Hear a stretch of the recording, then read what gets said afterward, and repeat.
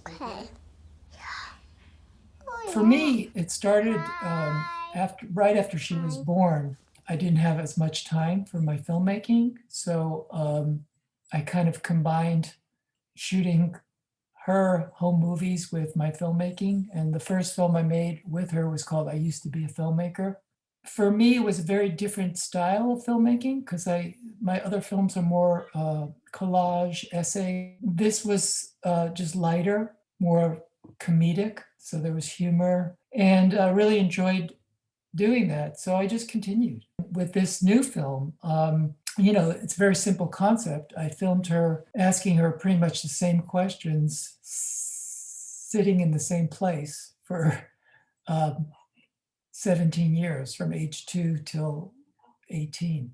It was kind of crazy to do it that way, but for some reason, each year after I shot, I didn't want to look at it. I'm not very good technically. I didn't know if things came out, how it looked, the sound. I don't know what it was. I had a block against looking at it until it was completely done. And actually, until the pandemic, I actually had time. I think what really surprised me was seeing, how much she changed each year. I guess another big surprise was I thought, okay, there's a film here, because I didn't know. It could have not come out or it could have been just too personal. But after watching it, I realized, yeah, there's definitely a film. It was very interesting to me to see the different stages, how her emotions shifted, how she expressed herself differently from year to year. It was hard for her to communicate. She didn't really want to do what we were doing. She grew up with a filmmaker as her father, so she knew what it was about. And we made these previous films that she, in the moment, didn't always enjoy, but really liked the end product. And she would show them to her friends. So I think it was something that, it was something very special for her. And it was a special aspect of our relationship.